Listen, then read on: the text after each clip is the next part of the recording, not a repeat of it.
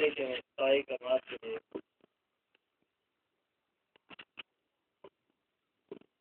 دعوت دینے سے پہلے جو حضرات ابھی ایک گاہ میں حاضر نہیں ہوئے ہیں، دائیں بائیں ٹہل رہے ہیں، تو جلد از جلد ایک گاہ میں آنے کے بعد اپنے میں شامل ہو کر کارروائی سے مختلف ہونے کی کوشش کریں۔ جو لمحات ہوتے ہیں اس وقت کی لائنی گفتگو میں مہو رہنا یہ ہماری حماقت ہے اور اپنے آپ کو ہلاکت میں ڈالنے کی مثال۔ لہٰذا پھر کی گزارش ہے جو ابھی دائیں بائیں کہہ رہے ہیں وہ ایک بار میں حاضر ہو کر کارروائی ہونے کی کوشش کریں گے۔ اب میں محترم علی محمد صاحب صاحب سے گزارش کرتا ہوں میری کلمات کی تعامل کریں۔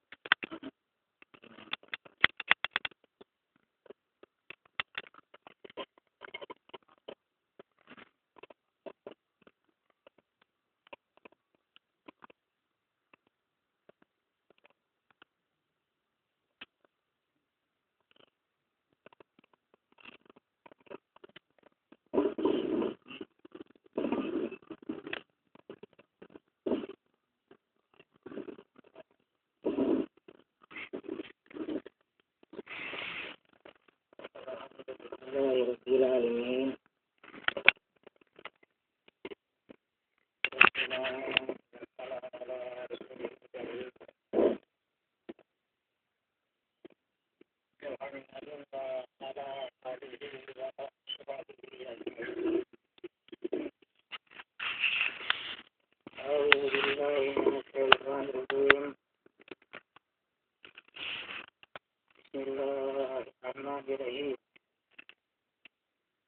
هو الذي أرسل رسوله بالهدى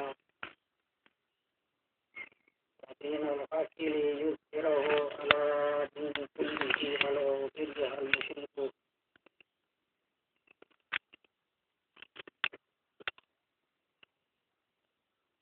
نشان یہی ہے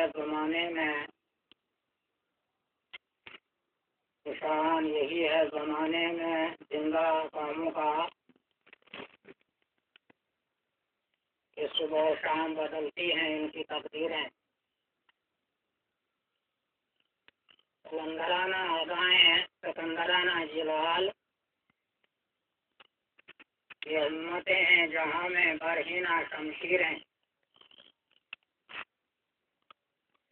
شکوہ عید کا تو میں منکر ہوں نہیں، لیکن قبول حق میں سخت مرد حور کی تقدیریں۔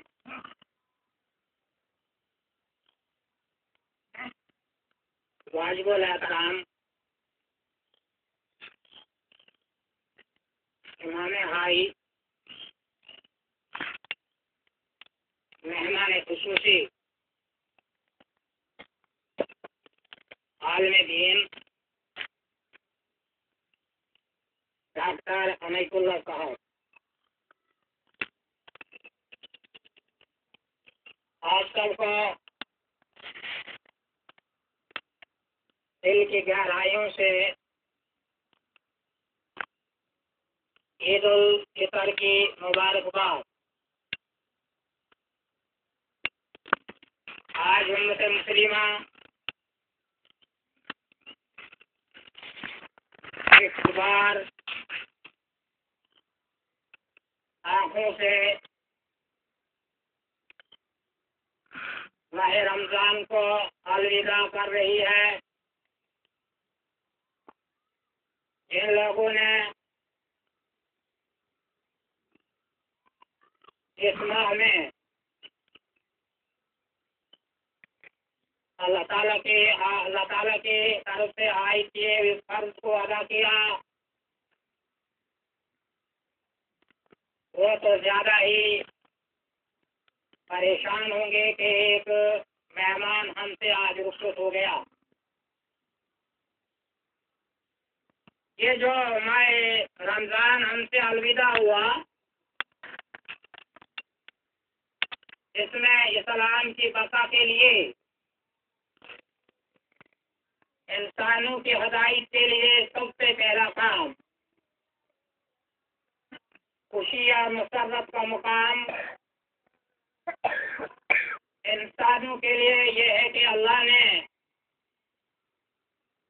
شب قدر کی رات میں قرآن پاک نبی محترم صلی اللہ علیہ وسلم پر نازل کیا. اس سے بڑھ کر انسانوں کے لیے اور کون سی مسرت ہوگی؟ اس کے لیے کائنات میں بسنے والے انسانوں کے لیے اور کون سی خوشی ہو سکتی ہے؟ اور پھر اقامت دین کے لیے دوسرا واقعہ اسی ماہ مقدس میں جنگ بدر، جس میں 313 مومنین اور 1000 لوگ جو اسلام کے دشمن تھے، 313 نے ان پہ غلبہ حاصل کیا. پھر بہت بڑا کام ہوا جو نبی محترم صلی اللہ علیہ وسلم نے کیا کہ مدینہ طیبہ سے لوٹ کر مکہ معظمہ کو فتح. یہ ماہ مقدس جو ہم سے الوداع ہوا، یہ جدوجہد کا مہینہ ہے اور تھا. یہ تو ہم سے الوداع ہو گیا، لیکن جسم سے جب روح نکل جاتی ہے تو اس وقت ہم کہتے ہیں کہ یہ شخص وفات پا گیا. اور پھر ہم آنند فانند یہ کوشش کرتے ہیں کہ اب اس شخص کو فلفاؤ زمین میں مدفون کیا جائے. یہ جو ہم نے بار بار آیت پڑھی ہے لعلکم تتقون، کہ آپ میں تقوی پیدا ہو، تقوی شعاری پیدا ہو. اور اصل میں ہر چیز کی روح ہوتی ہے، اور عید الفطر اور ماہ رمضان کی جو روح ہے وہ تقوی ہے، جسے ہم تقوی کہہ رہے ہیں. اس تقوی کی بیس پہ، اس تقوی کی بنیاد پہ ہم اپنی زندگی کا محاسبہ کریں گے کہ ہماری حالت کیا ہے.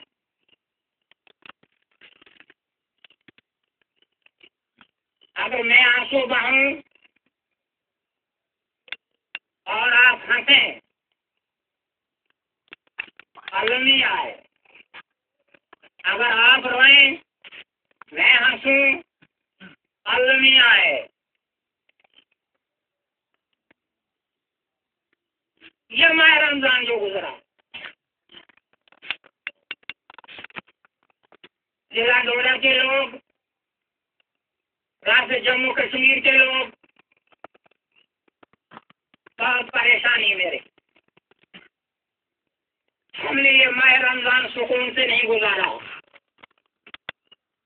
ہماری مائیں اور بہنیں اور بالخصوص علاقہ مرمت اور پورا ضلع ڈوڈا، جہاں ایک بہت بڑی دہشت پھیلائی گئی، نہ جانے وہ کون لوگ ہیں. اکثر مساجد میں ہماری تراویح نمازیں ہمیں ادا کرنے نہیں دیں. مساجد سے روشنیاں کاٹی گئی. باریلا یہ کون لوگ ہیں؟ باریلا وہ کون لوگ ہیں؟ اس قوم سے تعلق رکھنے والے لوگ ہیں، اس ایجنسی سے تعلق رکھنے والے لوگ ہیں. اگر وہ مسلمانوں میں سے ہیں انہیں پکڑا جائے، یا اور کسی قوم میں سے ہیں انہیں پکڑا جائے. ہم بار بار یہ کہتے رہے کہ ہم 8 بجے دروازہ بند کر دیتے ہیں. ضلع ایڈمنسٹریشن کو کہا، راج جموں کشمیر کے ہمارے جو ذمہ داران ہیں انہیں کہا گیا، ہمیں کہا گیا آپ نمازیں پڑھو، کچھ بھی نہیں.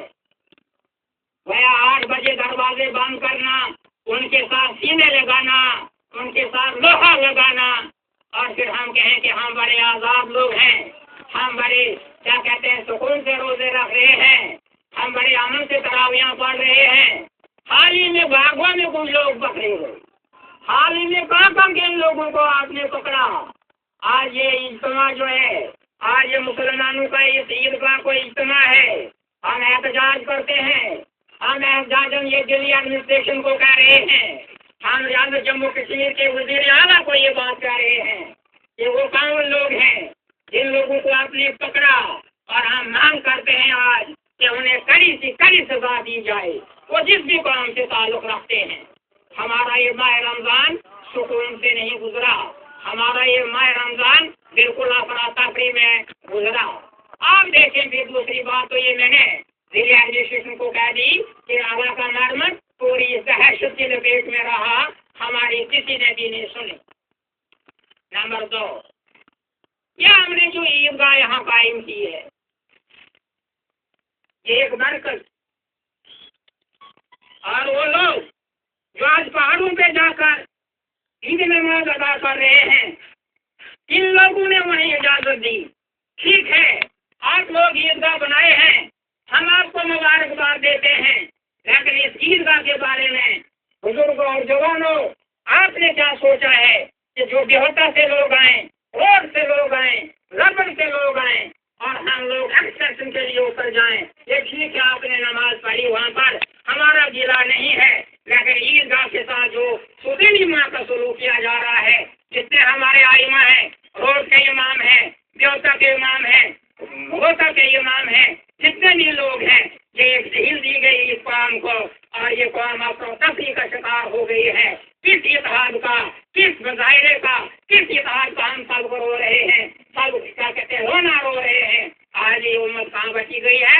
گرہوں میں بچی گئی رہی ہے، اور ہم اسلامی نظام کا مطالبہ کر رہے ہیں کہ جب تک نا اسلامی نظام ہو ہم کامیاب نہیں ہو سکتے ہیں۔ ہمارے مسائل کا حل قرآن پاک میں ہے، لیکن مسئلہ کیا ہے کہ ہم خود گرہوں میں بٹ گئے، ہماری جو رسی ہے وہ ختم ہو رہی ہے۔ بہرحال پھر بھی آپ کو مبارکباد ہے، آپ کو پھر بھی مبارکباد ہے کہ آپ لوگ یہاں پہنچے، ہم آپ کے ذاتی ممنون ہیں۔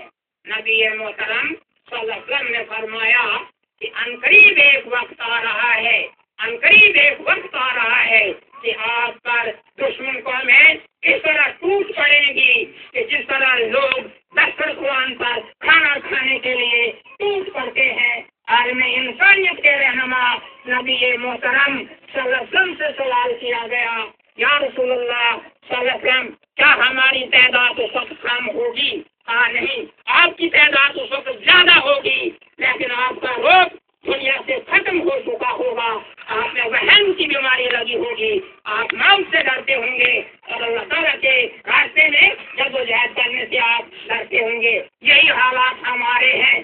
آپ دیکھیے اس ہندوستان میں مسلمانوں کی کتنی تعداد ہے، اس ہندوستان میں مسلمانوں کی کتنی تعداد ہے، اور آج ہم اس طریقے کی وجہ، گاس پھوس کی وجہ سے زندگی گزار رہے ہیں۔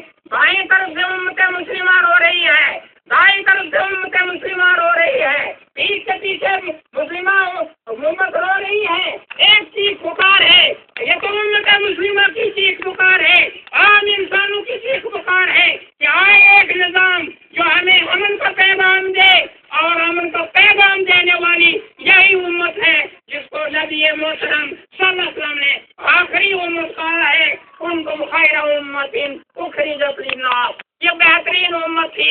آپ کے پاس ایک نظام ہے، آپ کے پاس ایک ضابطہ ہے جو سارے انسانوں کو کیا کہتے ہیں امن اور سکون دے سکتا ہے، لیکن لعلکم تتقون، یہ جو تقویٰ ہے آج آپ نے نہیں، آج آپ لوگ نہیں، آپ بڑے تقویٰ لوگ ہیں، آپ بڑے پرہیزگار لوگ ہیں، لیکن کئی لوگوں نے اللہ تعالیٰ کے دین کو اپنی انفرادی زندگی سے بے دخل کر دیا ہے، اجتماعی زندگی سے بے دخل کر دیا ہے، اور ایک لاش پڑی ہوئی ہے، جوانوں کے پاس سامنے ایک لاش پڑی ہوئی ہے، بزرگوں کے سامنے ایک لاش پڑی ہوئی ہے، اس کو اٹھانے کے لیے کوئی تیار نہیں۔